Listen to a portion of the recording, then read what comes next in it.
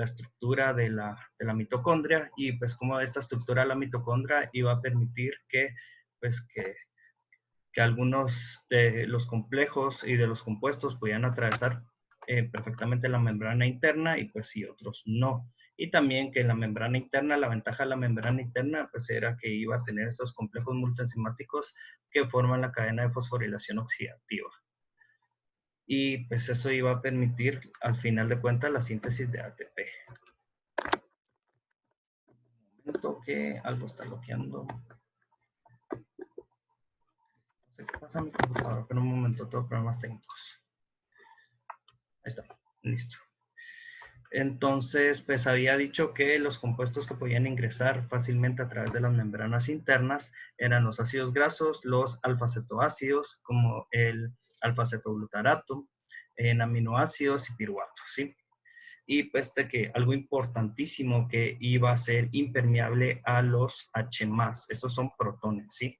Va a ser impermeable a ellos. Y eso lo vamos a ver más adelante, por qué es que sea impermeable, ¿sí? Y prácticamente esa impermeabilidad va a ser la que le va a brindar la energía suficiente pues, para poder sintetizar el ATP, como lo vamos a ver un poquito más adelante. Y el objetivo de estas membranas, pues iba a poder separar varias vías metabólicas, como por ejemplo el ciclo de Krebs, lo iba a mantener separado pues, de la glucólisis que se encontraba en el citosol. Habíamos visto levemente pues estos... Profe, pero respiro yo, ahora parece un trabalengua. Ah, bueno, perdón, voy a hablar más lento. Está hablando demasiado rápido. Ok. Pues habíamos visto también prácticamente cómo estos complejos que son, pues, estos compuestos que son acarreadores de electrones, pues iban a permitir acarrear estos electrones a lo largo de la cadena de fosforilación oxidativa, ¿sí? Y que iban a ser diferentes del NAD y del FAD, que estos iban a ser principalmente liposolubles y muchos de estos se van a encontrar anclados pues, a las membranas lipídicas internas de la mitocondria.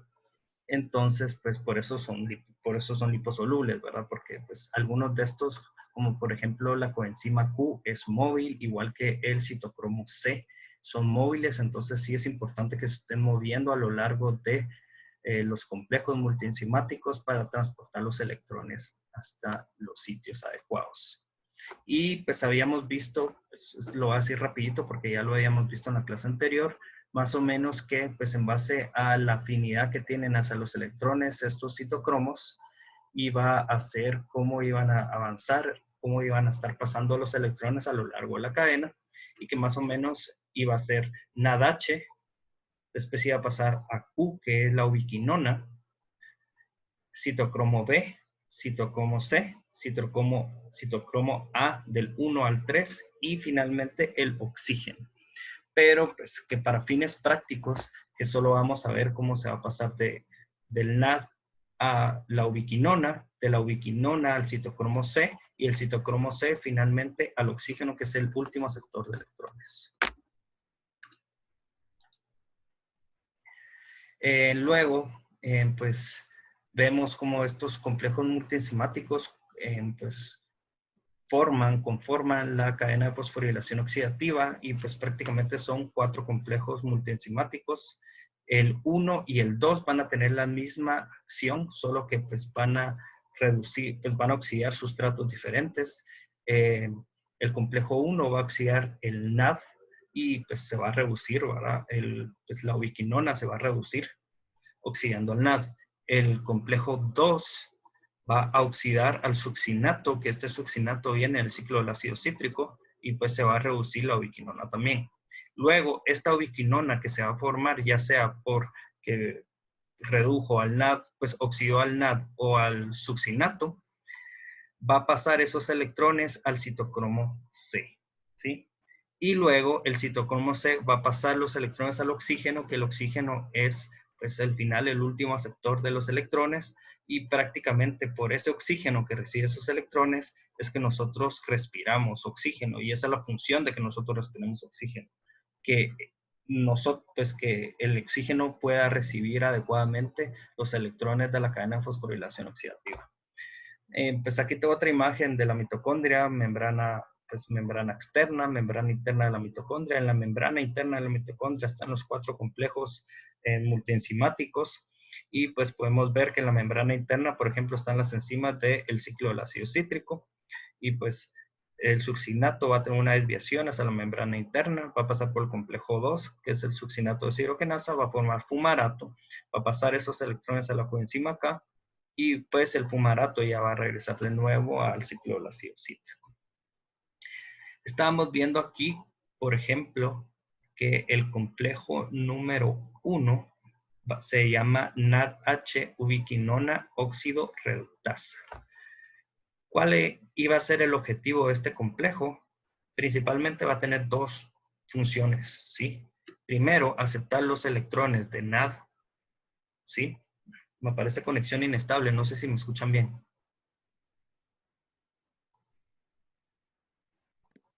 Sí, Chicos. solo se escucha como estática atrás, pero sí te escuchas.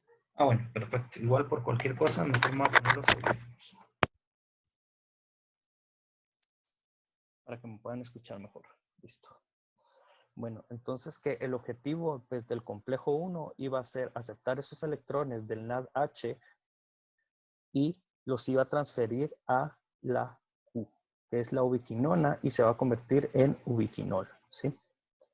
Y pues finalmente, con esa energía que se va a liberar cuando la ubiquinona recibe esos electrones, esta energía va a permitir que se bombeen 4 protones, 4H más, de la matriz mitocondrial hacia el espacio intermembrana, ¿sí?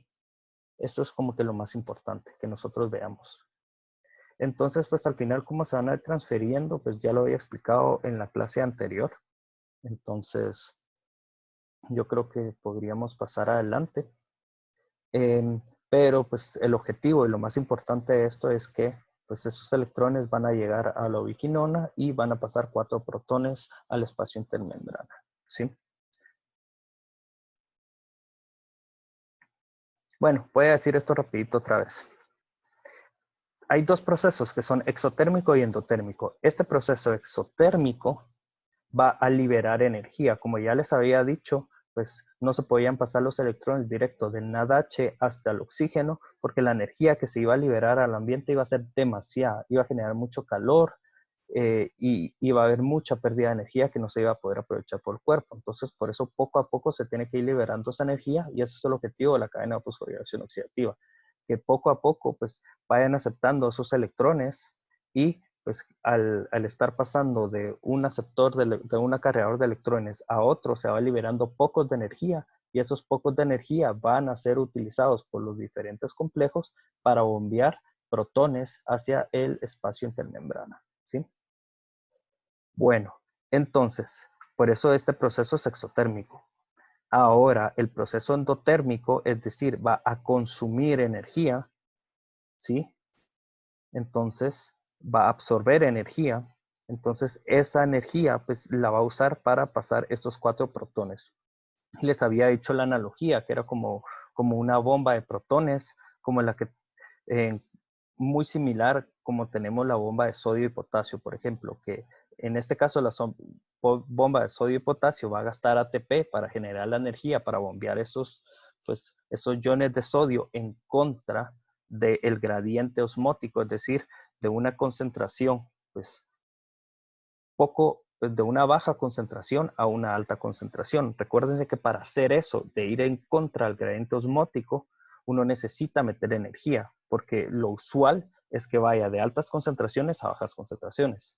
En este caso, estamos yendo de bajas concentraciones a altas concentraciones. A nosotros nos importa que haya una gran diferencia de concentración de protones afuera, pues en el espacio intermembrana, en contraste con la matriz mitocondrial, ¿sí? Entonces, pues, por eso esta reacción va a ser endotérmica, porque va a consumir energía. Este es el complejo 2, que es el complejo succinato deshidrogenasa. Hoy sí ya puse la imagen aquí para no tener que cambiar de diapositiva. Se me había olvidado colocarlo. Pues va a ser la misma enzima que está en el ciclo de Krebs, de que succinato lo va a pasar a fumarato, ¿sí? Y pues si se dan cuenta, pues yo aquí tengo dos hidrógenos y aquí tengo un doble enlace, ¿verdad? El doble enlace está más oxidado que, pues, que un alqueno normal. Alcano normal, perdón, que un alcano normal. Entonces, pues esos H's que se están perdiendo van a pasar al FAD-H. Recuérdense que esos FACHs van a cargar electrones, ¿sí? Esos H's van a tener electrones. Entonces, pues aquí, pues esta es la estructura de la succinato deshidrogenasa y este es el dominio que se encuentra en la, pues, en matriz mitocondrial y pues este es el espacio que nosotros podemos ver que es el lado intermembrana, ¿sí? Igual, como ya les había dicho, la matriz mitocondrial es el lado N. ¿Por qué? Porque es un lado negativo y el espacio intermembrana va a ser el lado positivo. ¿Por qué es positivo? Porque tiene muchos protones afuera, ¿no? Entonces, pues tiene el sitio de unión al succinato, que es este, como lo podemos ver. Y en flechitas azules se ven cómo se van acarreando los electrones a lo largo de pues, un montón de proteínas que van a estar ligados a hierro y azufre. Algunas de esas son proteínas de risque. Y pues van a pasar los electrones finalmente hasta la ubiquinona. Y va a formar pues el ubiquinol. ¿Sí? Importante, succinato deshidrogenasa, si se dan cuenta, solo está pasando protones, solo está pasando electrones. No acarrea y no tiene ningún tipo de bomba que va a sacar los 4H+ como el complejo número 1. Y eso es algo muy importante porque gracias a eso vamos a ver que cuando entran por esta vía va a generar menos energía, ¿sí? Entonces, pues yo tengo mis aplicaciones clínicas que ya se las había dicho bien, que era más que todo, pues se formaba un feocromocitoma por una deficiencia de la succinato deshidrogenasa. Entonces, y aquí va a tener un resumen de cuáles son las vías que pueden alimentar a los, pues, cuáles son las vías que pueden lograr que se produzca la ubiquinona reducida o el ubiquinol, ¿sí? Que es QH2. Entonces, que podría ser por parte del complejo 1, como ya lo vimos, puede ser por parte del complejo 2, a través del succinato, podía ser también a partir de acilcoenzima A, que esto pues viene de los ácidos grasos, viene de la beta oxidación, y al final pues iba a estar ligada también a un FAD, y pues iba a pasar esos electrones hasta QH2.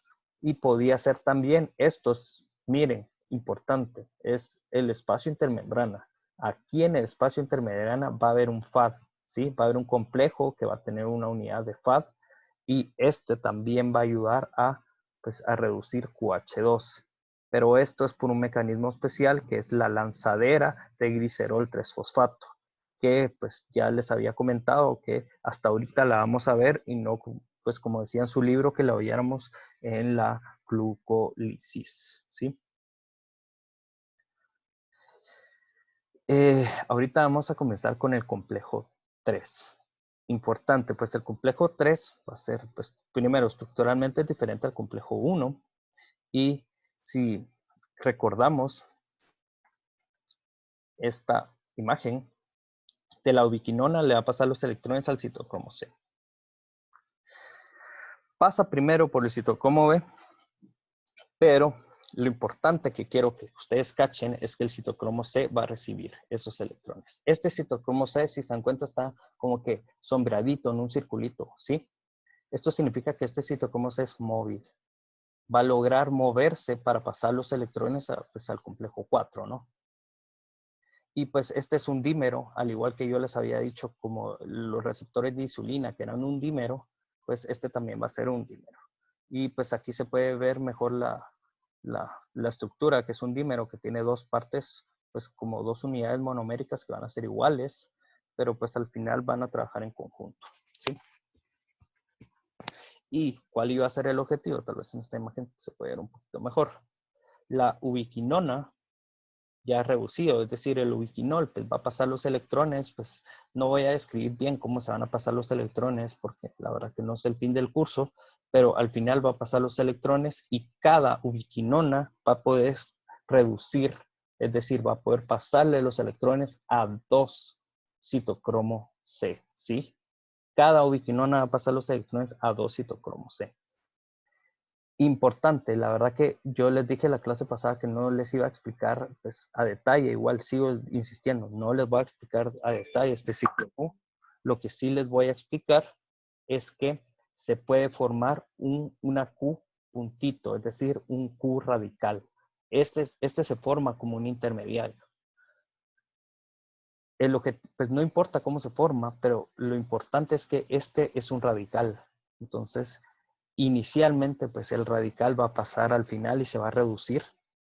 Pues va a aceptar otro electrón y se va a reducir para formar la QH2, pero este radical también, por algunas anomalías, puede llegar a volver a pasar este electrón radical a algunas especies reactivas de oxígeno, y por eso es que en esta slide les puse que hacía un daño por estrés oxidativo. Aquí puede haber un daño por estrés oxidativo. Por eso es de que yo les había dicho que era, creo que se los dije al principio del curso, que era un poquito irónico que el oxígeno que nos mantiene vivos al final es el que puede generar los radicales libres que al final nos mata. Importante, si nos damos cuenta, los radicales se recuerdan que podían hacer pues como que radicales de ácidos grasos, así como de cadenas de membranas. Sí. Y estos tienen la capacidad, si se forman muchos, que llegan a alisar la membrana, ¿sí? Entonces, pues si esos radicales se descontrolan, hay demasiada cantidad, pueden llegar a matar a la mitocondria, pues y eso, pues al final daña las células, ¿verdad? Y vamos a pasar al citocromo 4. Este creo que lo vimos como a medias en la clase anterior. Importante. Bueno, este citocromo 4, el citocromo 3 también importante, va a bombear 4 protones, 4H más afuera, ¿sí? Si se dan cuenta, pues aquí va a pasar 2, pero como cada uno va a pasar 2 por cada citocromo C que se reduce. Pero se recuerdan que cada ubiquinona va a reducir 2 citocromos C, entonces al final va a pasar 4 H's, ¿sí? Por cada ubiquinol, pues por cada ubiquinol que se oxida a ubiquinona. Y tengo pues mi citocromo oxidasa. Entonces, mi citocromo oxidasa es mi cuarto complejo. Ya va a ser el último de mi cadena de fosforilación oxidativa, ¿sí? ¿Qué es lo importante?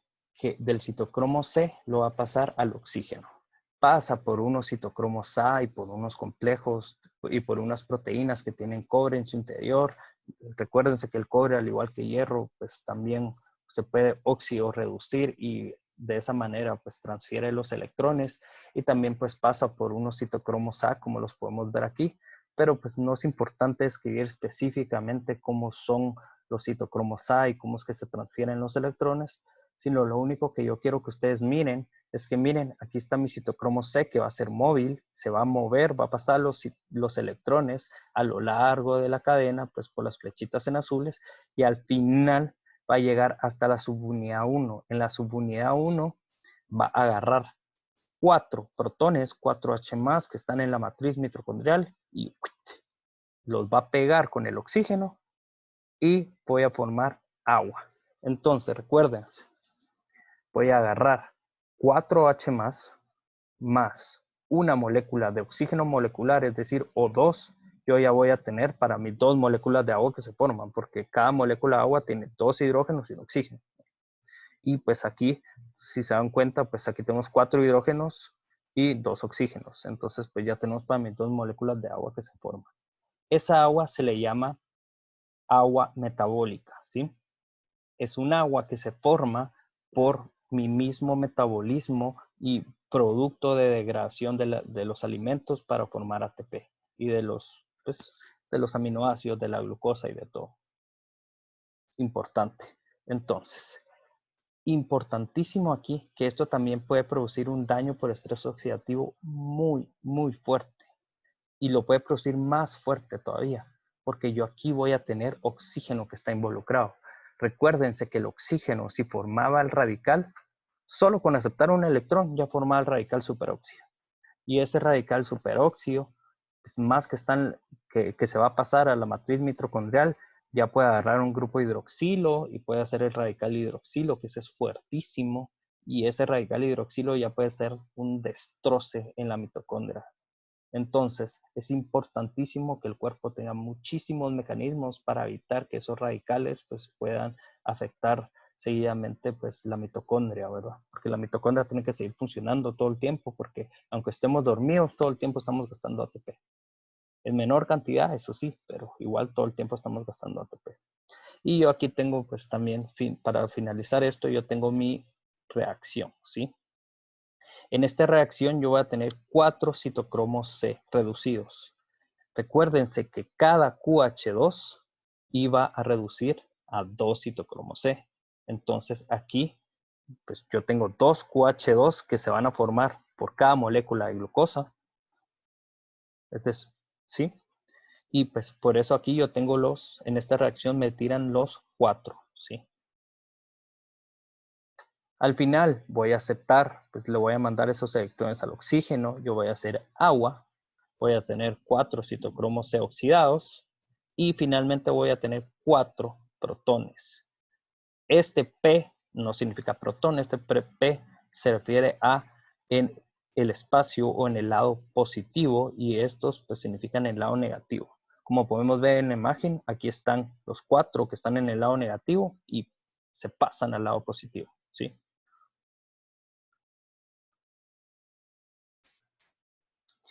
Bueno, entonces, esto sí es importante y eso sí es algo que nosotros que quería que quedara bien en claro, de que si nosotros estamos hablando por unidades de nada más de QH2, de que QH2 se lo pasa al citocromo C, se recuerdan que cada QH2 iba a pasar a 2 citocromos C, ¿sí? Y si yo tengo 2 citocromos C, todo esto es a la mitad, es decir, va a bombear 2 protones nada más. Entonces, si lo vemos en esta imagen, aquí tengo nada más un NADH. No tengo los 2 NADH de que se generan en total. Porque, pues, y aquí yo voy a tener que se bombea nada más 2 protones, ¿sí?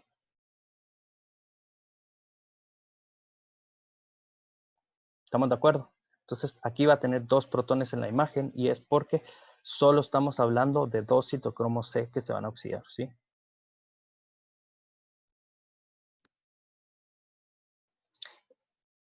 Bueno, entonces solo voy a regresar un poquito aquí al daño por estrés oxidativo. Después vamos a seguir viendo esa slide. Les quiero recordar, pues como ya les había dicho, que de este oxígeno muy fácilmente se puede formar el superóxido, ¿sí? Este superóxido va a pasar a un hidróxido pues, radical y este hidróxido radical va a ser un caos total. Pero por eso mi cuerpo tiene que, ya lo habíamos visto, esta enzima superóxido dismutasa, ¿se recuerdan? Va a convertir el radical superóxido en agua oxigenada y esa agua oxigenada por la glutatión peroxidasa se convierte en agua. El agua ya es inofensiva, ¿sí? Es una belleza. Y pues el glutatión peroxidasa, pues aquí está el glutatión normal y se va a volver a mi glutatión oxidado aquí. Y luego pues se va a regenerar el ciclo, yo gastando un NADH para poder regenerar, pues de este que está oxidado para reducir a este, que es el glutatión que tiene la actividad. Y yo solo gasto un NADH para evitar este proceso, ¿sí? Entonces, esto también es bastante importante que tomemos en cuenta. Bueno, ahorita, como ya les había dicho, pues la cadena de fosforilación oxidativa contiene únicamente 4 complejos enzimáticos. Entonces, hasta ahorita, ¿qué hemos hecho? Pasar esos electrones al agua y estar bombeando protones a el otro lado de la matriz, ¿sí? Al lado de, pues, al espacio intermembrana. Entonces, ahorita van a decir así como, bueno, ¿y cuándo van a comenzar a hablarme del ATP, verdad? Ahorita les voy a comenzar a decir cómo es que esos protones que se van a estar bombeando y que están en el espacio intermembrana van a ser los que al final van a de verdad hacer el ATP, ¿sí? Esos protones van a generar la energía para que uno pueda hacer el ATP. Y eso es algo que quiero que lo tengan muy en claro porque es muy importante, ¿sí? Energéticamente hablando, la energía de la cadena de fosforilación oxidativa se invierte principalmente en el potencial osmótico, ¿sí? Yo quiero que hagamos una analogía aquí a la sinapsis. Recuérdense que la sinapsis se iba a dar nada más cuando nosotros teníamos un potencial, una diferencia de cargas que iba a permitir al final que se despolarice la membrana. Pues que se despolarice al final en la neurona, ¿no? Aquí en este caso estamos trabajando de la misma manera. Yo lo que voy a hacer es un potencial de energía. Yo aquí tengo mucha energía potencial. Esta energía potencial viene porque estos electrones, estos protones que van a estar de este lado, quieren pasar al otro lado, porque por ósmosis es la naturaleza de todos los compuestos que se vayan a equilibrar, ¿sí? Obviamente, como ya sabemos que los protones no pueden pasar a la membrana y sabemos que en el ósmosis solo pasa el agua, ¿verdad? ¿Sí? Entonces, para que logren pasar necesitan un canal en específico. Este canal no está solo así en la mitocondria, ¿sí? No hay un canal para que pasen. Tienen una bomba de protones al final que se va a acoplar la síntesis de ATP. Y todo esto se llama fuerza protón motriz. Esto es importantísimo. Miren, se los juro que si se los coloco en rojo, en negritas, bueno, están negritas porque está así como grueso el texto, es porque de verdad es importantísimo, ¿sí? Esta fuerza protón motriz va a ser la que al final va a ser el ATP, ¿sí? Y esta fuerza protón motriz se llama protón motriz porque va a tener dos aspectos: energía química potencial por concentraciones y energía eléctrica potencial por diferencia de cargas. Incluso este es el lado P porque va a ser un lado positivo y este es el lado N porque es un lado negativo. Entonces, ustedes ya se van a dar cuenta que sí tiene que ver algo con energía y con cargas. Es tan importante que este genio, la verdad que no se le puede llamar de otra manera, que se llama Peter Michael, se ganó un premio Nobel por describir ese modelo, ¿sí? Y él lo denominó modelo quimiosmótico, ¿sí? Osmosis por la diferencia de presión osmótica y quimio porque pues, se basa en concentraciones, ¿no? Entonces, este modelo explica la formación de ATP termodinámicamente hablando. No me voy a meter a hablar en entalpías ni energía libre de Gibbs y toda la termodinámica que eso implica para que una reacción sea favorable o no sea favorable, pero pues él sí él describió ese modelo y dijo que termodinámicamente hablando, gracias a este pues, modelo quimiosómico y gracias a esa energía protón motriz, se va a poder acoplar el ATP, ¿sí? Se va a formar ATP.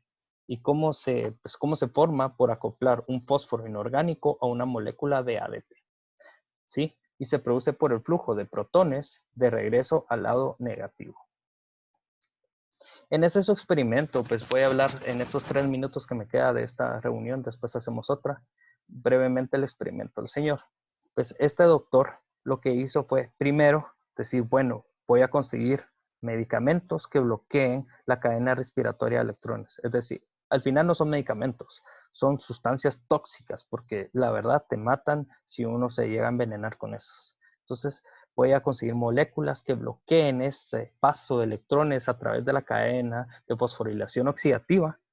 Y como se bloquea ese paso de electrones, yo les había indicado que lo importante de esos pasos de electrones era ir liberando pocos de energía para poder pasar los protones al lado intermembrana, ¿sí?